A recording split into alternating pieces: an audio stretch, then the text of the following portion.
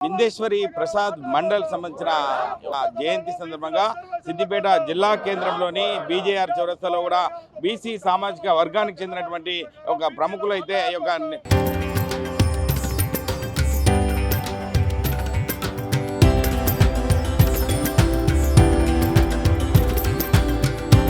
తరతరాలుగా తరగని స్వర్ణ బంధాలు మన మానిపల్లి జ్యువెలర్స్ సంబంధించిన జయంతి ఉత్సవాలను కూడా జరుపుకుంటున్న పరిస్థితి.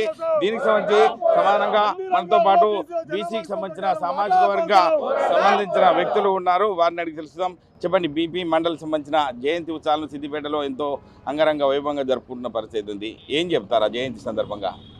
దీన్ని ఒక పోరాట స్ఫూర్తితో జరుపుతున్నాము. మొదటగా ఒక దశాబ్ద కాలం నుంచి సిద్దిపేట కేంద్రంగా అనేక మంది బీసీకి సంబంధించినటువంటి ఉద్యమకారులు సామాజిక న్యాయం కోసం పోరాడుతున్నటువంటి ప్రజాస్వామిక శక్తులతో కలిసి బీపీ మండల్ గారి జయంతిని, వర్ధంతిని, మండల్ డేని, వీటితో పాటు మొత్తం ఈ దేశంలో ఒక సామాజిక విప్లవం కోసం పనిచేసినటువంటి బాబాసాహెబ్ అంబేద్కర్ నుంచి మొదలుకుంటే బాబు జగజీవన్ రామ్ గారు, బసవేశ్వరుడు, అట్లా మహనీయులు ఎందరు ఉన్నారు. బీసీలకు సంబంధించినటువంటి మొత్తం సామాజిక విప్లవం కోసం కాంక్షించిన మహనీయులు అందరి జయంతుల్ని, వర్ధంతుల్ని ఈ కాలంలో ఏ కులానికి ఆ కులం అంటే జగజీవన్ రామ్ అంటే మాదిగల నాయకుడిగా, మనకు భారత రత్న బాబాసాహెబ్ అంబేద్కర్ అంటే మాలలకు, దళితులకు సంబంధించిన నాయకుడిగా, పూలే అంటే ఒక కులానికి సంబంధించి, ఇట్లా ఒక్కొక్క నాయకుడిని, బసవేశ్వరుని కేవలం బలిజలకు సంబంధించిన నాయకుడిగా ఉద్దేశపూర్వకంగానే మహనీయులను కూడా వాళ్ళ జీవితాలని, వాళ్ళ మొత్తం జీవితాలని ప్రజల కోసం, మానవ సమాజ మార్పు కోసం, మొత్తం సమాజానికి వాళ్ళ జీవితాన్ని అంకితం చేసిన వాళ్ళని ఒక కులానికి పరిమితం చేసే తీరుకు భిన్నంగా సిద్దిపేట అంటే ఇది బుద్ధిజీవుల గడ్డ అని, జ్ఞానయోధుల గడ్డ. సిద్ధి అంటేనే జ్ఞానం. ఇది నవనాథ సిద్ధులు వెళ్ళినటువంటి గడ్డ. కాబట్టి ఈ బుద్ధిజీవులు ఉన్నటువంటి ఈ సిద్దిపేట గడ్డ దానికి భిన్నంగా మొత్తం మహనీయుల జయంతుల్ని సకల సబ్బండ సామాజిక కులాలు, శ్రామిక కులాలు, ఉత్పత్తి సేవా కులాలు కలిపి జరుపుతాం. అది సిద్దిపేటలో ఒక ఆనవాయితీగా దశాబ్ద కాలం కొనసాగిస్తాం. ఈ జయంతి ఇంకా ప్రత్యేకమైనది. ఇది 108వ జయంతి. వారు 1918లో ఇదే రోజున ఆగస్టు 25 రోజున వారు బీహార్లోని ఒక గ్రామీణ ప్రాంతంలో మంచి ఉన్నతమైనటువంటి జమీందారీ కులంలో పుట్టిన, జమీందారీ కుటుంబంలో పుట్టినా కూడా మొత్తం బీసీల యొక్క స్థితిగతుల మీద ఏదైతే భారత రాజ్యాంగం కల్పించినటువంటి హక్కుల ప్రకారం ఆర్టికల్ 341 ప్రకారం బీసీల రిజర్వేషన్ల కోసం ఒక కమిషన్ వేశారు. మొదట్లో కాకా కలేకర్ కమిషన్ వేసింది కాంగ్రెస్ పార్టీ. దాన్ని కాకెత్తుకపోయింది, దాన్ని తుంగలో దొక్కిరు కపట నాటకాలతోటి. ఆ కాకా కలేకర్తోనే మళ్ళీ నా రిపోర్ట్ తప్పుడు అని స్టేట్మెంట్ ఇచ్చారు. పెద్ద ఎత్తున దేశవ్యాప్తంగా జరిగిన ఉద్యమంలో భాగంగా రెండవ బీసీల రిజర్వేషన్ల కోసం ఏర్పాటు చేసినటువంటి రెండవ రాజ్యాంగబద్ధ కమిషన్ చైర్మనే బీపీ మండల్ బృందేశ్వర్ ప్రసాద్ మండల్ యాదవ్ గారు. వారు కొద్ది కాలంలోనే ప్రభుత్వం నుంచి సహకారం అందకపోయినా కేంద్ర ప్రభుత్వం ఉద్దేశపూర్వకంగా కుట్రపూరితంగా వ్యవహరించి తనకు ఎక్కడ రాష్ట్రాలలో సహకారం అందకపోయినా తన సొంత ఆస్తుల్ని, ఎందుకంటే జమీందారీ కుటుంబం నుంచి వచ్చినాడు, మాజీ ముఖ్యమంత్రిగా కొంతకాలం స్వల్పకాలం ముఖ్యమంత్రిగా పనిచేస్తున్నాడు, కాబట్టి సమాజానికి తన జీవితాన్ని అంకితం చేయాలనుకున్నాడు. కాబట్టి మొత్తం తన ఆస్తులన్నింటినీ కూడా అమ్ముకొని కూడా ఈ బీసీలకు సంబంధించిన స్థితిగతుల మీద దేశవ్యాప్తంగా అధ్యయనం చేసి ఒక క్లియర్ రిపోర్ట్ని భారత పార్లమెంట్కి అప్పచెప్పాడు.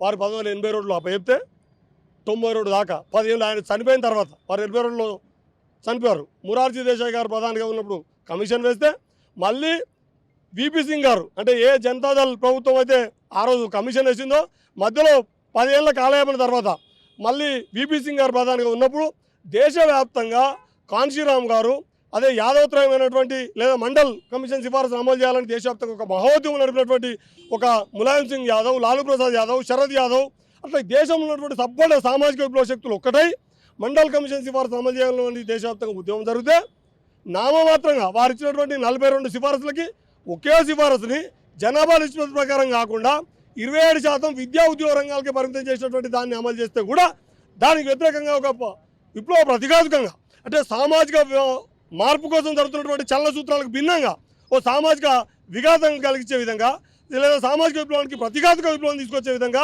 దాన్ని తుంగలో దొక్కడం కోసం కమండలం అని దాన్ని పోటీకి తీసుకొచ్చి మందిర వివాహం తీసుకొచ్చారు. ఈ రోజు కూడా ఎందుకు జరుపుతున్నాం, ఈరోజు ప్రత్యేకించి ఇన్ని సామాజిక వర్గాలకు సంబంధించిన ముఖ్య నాయకులంతా వచ్చి ఈ రోజు జయంతికి ఒక ప్రత్యేకత ఉంది మిత్రులారా. ఈరోజు ఆ రోజు ఎట్లయితే ప్రజా పోరాటాలకి, ప్రజా ఉద్యమాలకి అండగా నిలవాల్సింది పోయి దానికి పోటీగా ఆందోళనలు కూడా ఉద్యమాలుగా అంటే కృత్రిమ ఆందోళనలు అంటే పట్టి కావాలని కొందరు జనాలు తీసుకొచ్చి కృత్రిమ ఆందోళన చేయించి ఆ రోజు ఎట్లయితే అడ్డుకున్నారో ఈ రోజు 40 ఏళ్ల తర్వాత కూడా మళ్ళీ తిరిగి ఈరోజు అదే ప్రయత్నం చేయబోతున్నారు. ఈరోజు జంతర్ మంతర్లో రిజర్వేషన్ హఠావో మూవ్మెంట్ పేరు మీద ఒక కృత్రిమ ఆందోళన ఈ దేశం మూలవాసి బిడ్డలైనటువంటి శ్రామిక ఉత్పత్తి సేవా కులాల బిడ్డలైనటువంటి సకల సంపదలు సృష్టించినటువంటి శ్రామిక తమ చెమట ద్వారా ఈ దేశాన్ని నిర్మించినటువంటి ప్రజలకి ఈ దేశ సంపదలో అధికారంలో వాటా లేకుండా ఉండడం కోసం కృత్రిమ ఆందోళనని మళ్ళీ ఇవాళ జంతర్ మంతర్ గారు స్టార్ట్ చేస్తున్నారు. కాబట్టి ఈ జయంతి ప్రత్యేకమైనది. ఈరోజు బీపీ మండల్ గారి జయంతి సందర్భంగా సబ్బండ శ్రామిక ఉత్పత్తి సేవా కులాలకు చెప్తున్నాం, ఈ దేశం ఎవరిదిరా అంటే ఈ దేశం మనదేరా, ఈ దేశం మాదేరా అని నిర్ణయించాల్సినటువంటి ఒక ప్రత్యేకమైన పరిస్థితి మళ్ళీ ఇప్పుడు సృష్టిస్తున్నారు. కాబట్టి సబ్బండ శ్రామిక కులాలు ఈ జయంతిని ఒక పోరాట స్ఫూర్తితో మేము ఎవరి వాటా, ఎవరి ఆస్తులు మాకొద్దు, ఎవరి సంపద మాకొద్దు, ఎవరి అధికారం మాకొద్దు, మేము ఎంతమందిమో మాకు అంత వాటా కావాలి, జనాభా నిష్పత్తి ప్రకారం శ్రామిక కులాలందరూ అదే బాట నినాదంతో ఈరోజు బీపీ మండల్ గారికి జోహార్ తెలియజేస్తున్నాం. అంటే ఒక నిశ్శబ్ద వాతావరణంలో ఎన్నో సంస్కరణలు తీసుకొచ్చారు, ఎవరికి కూడా బీసీలు గుర్తుపట్టని పరిస్థితి ఉంది. అంటే రాబోయే రోజుల్లో ఎటువంటి కార్యాచరణతో ముందుకెళ్తారు, ఏం చెప్తారు ఆ విషయంలో? ప్రజల్లోకి పోవడమే ప్రజల్ని భాగస్వామ్యం. ఏ ఉద్యమానికైనా ప్రజల విశాల ప్రజా బాహుల్యంలోకి పోయి విస్తృత ప్రజా భాగస్వామ్యం ద్వారా మాత్రమే ఏ విప్లవం అయినా సాధ్యమవుతుంది. ఈ దేశంలో అనేక విప్లవాలు వచ్చినాయి. స్వాతంత్రానికి ముందు ఈ దేశం స్వతంత్రం సాధించుకోవడం కోసం, స్వతంత్రం వచ్చిన తర్వాత ఈ దేశం సమృద్ధిగా స్వయం సమృద్ధిగా ఉండేటటువంటి ఒక గణతంత్ర ప్రజాతంత్ర రిపబ్లిక్గా నిలబడడం కోసం, ఆ తర్వాత ఈ దేశంలో ఉన్న సంపదలో వాటా కోసం. ఇప్పుడు వచ్చినటువంటి ప్రధాన నినాదం ఏంటంటే 70 ఏళ్ళ స్వతంత్ర భారతానంతరం కూడా ఇప్పటి వరకు పంచాయతీ పాఠశాల ముఖం చూడని, పంచాయతీ మెట్లెక్కని లక్షలాది వేలాది కులాలున్నాయి. పార్లమెంట్లో అడుగుపెట్టని వేలాది కులాలున్నాయి. అసెంబ్లీ పార్లమెంట్ అనేది చాలా దూరం ముచ్చట. గ్రామ పంచాయతీలు పాఠశాలలు కూడా కనీసం అడుగుపెట్టని స్థితి ఉంది కదా. ఇది నిజమైనటువంటి స్వతంత్రం అనిపించుకోదు. మన భారతదేశము ఒక స్వతంత్ర విరాజిల్లాలంటే, ఒక మంచి ప్రపంచంతో పోటీపడేటువంటి ఒక దేశంగా విరాజిల్లాలంటే ఈ భూమిపుత్రులందరూ ఎవరైతే తమ చెమట ద్వారా సంపద సృష్టించినటువంటి భూమిపుత్రులు ఉన్నారో వారందరూ అధికారంలో వాటా సాధించినప్పుడు మాత్రమే, సంపదలో వారికి కూడా వాటా దక్కినప్పుడు మాత్రమే ఈ దేశం నిజమైనటువంటి స్వతంత్ర భారతావనిగా విరాజిల్లుతుంది. అప్పుడు మాత్రమే మనం ప్రపంచ పటంలో భారతం ఔన్నత్యాన్ని కీర్తిని నిలబెట్టగలిగిన వాళ్ళవుతాం. అప్పుడు మాత్రమే ఈ మహనీయులకు మనం నిజమైనటువంటి నివాళులు అర్పించిన వాళ్ళవుతాం. అప్పుడు మాత్రమే ఇది నిజమైన స్వతంత్రం అనిపించుకుంటుంది. మీరు చెప్పండి, బడుగు బలహీన వర్గాల ఆశాజ్యోతిగా బీపీ మండల్గా చెప్పుకోవచ్చు, మీరేం చెప్తారు ఈ విషయంలో? బీసీ రిజర్వేషన్ల పితామహుడు బీపీ మండల్ జయంతి సందర్భంగా శుభాకాంక్షలు తెలియజేస్తూ, నిజంగా వారి కృషి ఫలితమే ఇవాళ బడుగు బలహీన వర్గాలు వెనుకబడిన తరతర వాళ్ళు రిజర్వేషన్ల ఫలాలు అందుతున్నాయంటే వారి కృషి ఎనలేనిది. వారిని ప్రతి సంవత్సరం వారి జయంతి సందర్భంగా వాళ్ళని స్మరించుకోవడం అదృష్టంగా భావిస్తున్నాం. సిద్దిపేటలో వారి విగ్రహం లేకపోవడం కొంచెం లోటుపుతనంగా ఉండే. ఈరోజే అన్ని కులాల నాయకులతో సంప్రదించుకొని ఈరోజు ఒక గొప్ప నిర్ణయం తీసుకున్నాం. మళ్ళీ జయంతి వచ్చే సంవత్సరం జయంతి వరకు అతని యొక్క కాంస్య విగ్రహం ఇక్కడ ఏర్పాటు చేయాలనుకుని ఒక గొప్ప నిర్ణయం తీసుకున్నాం. దానికి అన్ని కులాల నాయకులు కూడా ఈ సందర్భంగా వారికి ధన్యవాదాలు తెలియజేసుకుంటున్నాం. ఖచ్చితంగా వారి యొక్క స్ఫూర్తితోటి భవిష్యత్తులో ముందు మేము ఖచ్చితంగా ఈ రిజర్వేషన్లను కాపాడుకోవడానికి కొందరు మన ఉన్నత వర్గాల వాళ్ళు కుట్రలు పన్నుతున్నారు. ఈ రిజర్వేషన్లు ఎత్తేయాలనే ఉద్దేశం కొద్దీ జంతర్ మంతర్ కాడ ధర్నాలు చేయడానికి ఇప్పుడు సిద్ధమవుతారు. దానికి ధీటుగా ఖచ్చితంగా అన్ని బలహీన వర్గాలందరినీ వెనుకబడిన తరగతుల వాళ్ళని ఏకం చేసి ఖచ్చితంగా మా రిజర్వేషన్లు మేము పొందడానికి ఖచ్చితంగా మా వంతు మేము కృషి చేసి ఈ ఫలితాలను తప్పకుండా అన్ని వర్గాలకు సమన్వయంగా బలహీన వర్గాలకు అందేటట్టు చూస్తామని ఈ సందర్భంగా. అంటే బీపీ మండల్ అంటే యువతకు చాలామందికి తెలియని వ్యక్తులు కూడా ఉన్నారు కాబట్టి ఆ యువతను ఉద్దేశించి ఒక బీసీ నాయకునిగా ఏం చెప్తారు? అంటే ఈరోజు బీపీ మండల్ గారి జయంతి సందర్భంగా వాస్తవానికి బీపీ మండల్ గారు అంటే ఒక వ్యక్తి కాదు. బీపీ మండల్ గారు అంటే అణగారిన వర్గాలకు, బహుజన వర్గాలకు ఒక ఆత్మగౌరవ ప్రతీక. కాబట్టి ఇప్పుడున్నటువంటి సమాజంలో పెరిగినటువంటి టెక్నాలజీలో యువత అంతా మహనీయులను మర్చిపోతున్నటువంటి పరిస్థితి. అంటే మనం ఈరోజు ఈ విధంగా నిలబడి మాట్లాడుతూ ఉన్నామంటే ఎంతోమంది మహానుభావుల త్యాగ ఫలితమే మనం ఈరోజు ఈ స్థాయిలో ఉన్నటువంటి పరిస్థితి. కాబట్టి మహనీయులను కులాలకే పరిమితం కాకుండా సమాజం కోసం, బడుగు బలహీన వర్గాల కోసం పోరాడినటువంటి మహోన్నతమైనటువంటి మహానుభావులందరినీ మనం కులాలకు పరిమితం చేయకుండా సంపన్న కులాలు మనం వారి జయంతులను, వర్ధంతులను నిర్వహించుకొని మరి చేయాల్సినటువంటి కార్యక్రమం ఉంది. ఆనాడు 1980లో వాళ్ళు ఇచ్చినటువంటి సిఫారసునే దేశవ్యాప్తంగా కేంద్ర ప్రభుత్వం మరి ప్రభుత్వ ఉద్యోగాల్లో ఓబీసీలకు 27% రిజర్వేషన్ రావాలని ఆనాడు వాళ్ళు తీసుకొచ్చినటువంటి సిఫారసు మేరకే ఇలా ప్రభుత్వ ఉద్యోగులు, కేంద్ర రాష్ట్ర ప్రభుత్వ ఉద్యోగులు అందరూ వారి యొక్క రిజర్వేషన్ మీద బతుకున్నటువంటి పరిస్థితి. కాబట్టి బీసీలం కావచ్చు, అణగారిన వర్గాలం కావచ్చు, వారికి రుణపడి ఉంటాం. ఆనాడు వారు బీపీ మండల్ గారు ఏ విధమైనటువంటి ఉద్యమాన్ని తీసుకొచ్చిర్రో, ప్రజలలో చైతన్యాన్ని తీసుకొచ్చిర్రో, మరి రిజర్వేషన్లను అడ్డుకుంటే మాత్రం మరొక ఉద్యమాన్ని మాత్రం ఆ విధంగా ఖచ్చితంగా తెలియజేస్తాం. రాష్ట్రంలో దేశంలో ఉన్నటువంటి యువత మొన్న జెన్జీ ఉద్యమాన్ని చూసిర్రు. ఈ తరం అంతా ఏం చేస్తూ ఉందంటే జెన్జీ ఉద్యమానికి 70 ఏళ్ల వృద్ధుడు కూడా మరి జెన్జీలాగా మారాల్సిన అవసరం ఎంతైనా ఉంది. జెన్జీల ఉద్యమాన్ని ఈ దేశంలో రిజర్వేషన్లు కనుక ఎత్తివేయాలని చూస్తే మరో బీపీ మండల్ ఉద్యమాన్ని ఈ జెన్జీల ద్వారా నిర్వహిస్తామని చెప్పేసి హెచ్చరిస్తా ఉన్నాం. అన్ని సామాజిక ప్రజలను కూడా ఏకతాటిపై తెచ్చినటువంటి బీపీ మండల్ను ఉద్దేశించి అంటే మీరేం చెప్తారు ఆ విషయంలో? యాక్చువల్లీ బీపీ మండల్ గారు 1970లో సిద్దిపేటకు బొర్ర హనుమాన్ ఏరియాలో ఆల్ ఇండియా యాదవ మహాసభ ఆధ్వర్యం లోపల పాలకేంద్రం ఓపెన్ చేశారు. అప్పుడు కుక్కల చంద్రయ్య, పయ్యావుల కొమరయ్య, తూముల ఐలయ్య సార్ ఆధ్వర్యం లోపల పెద్ద సభ జరిగింది 1970 లోపల. బీపీ మండల్ యాదవ్ గారు 1970లో సిద్దిపేటకు వచ్చారు. ఈయన అప్పుడు మేము చిన్నపిల్లలము, మేము కూడా అందులో పాల్గొన్నాము. బీపీ మండల్ గారి ఉద్దేశము ఇప్పుడు రాబోయే తరానికి ఒక ఆదర్శము.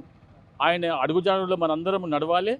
ఇప్పుడు మన తమ్ముడు చెప్పినట్టుగా జంజీ ఉద్యమం లాగా అందరూ కూడా, నేను కూడా 70 సంవత్సరాల వృద్ధుని, నేను కూడా వీళ్ళతో పాటు సమానంగా నడుస్తున్నా. ఈ ఉద్యమాన్ని ముందుకు తీసుకెళ్ళి తరతరాల వారికి అందించే బాధ్యత మాపై ఉంది. మేము తప్పకుండా ఈ ఉద్యమాన్ని తీవ్రతరం చేస్తామని హెచ్చరిస్తా ఉన్నాం ప్రభుత్వాన్ని. మీరు చెప్పండి సార్. అంటే చూస్తున్నాం ప్రతి ఒక్క సామాజిక వర్గం కూడా ముందుకెళ్తుంది. ఏ సామాజిక వర్గంగా ముందుకెళ్లాలని చూస్తారు కాబట్టి బీపీ మండల్ జయంతి సందర్భంగా మీరేం చెప్తారు ఆ విషయంలో?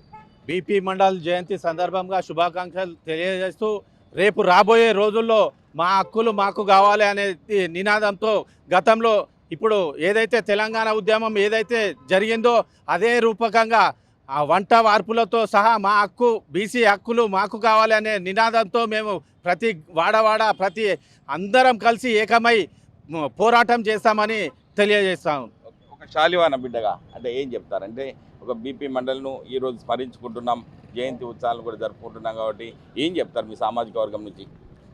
బీపీ మండల్ జయంతి సందర్భంగా మీ అందరికీ మీడియా తరఫున ప్రజలందరికీ కూడా జయంతి శుభాకాంక్షలు. దాంతోపాటు బీపీ మండల్ గారి జయంతి ఉత్సవాలు సిద్దిపేటలో ఇది వరుసగా 10 సార్లు మేము ఇక్కడే ఈ ఏరియాలో చేసినాము.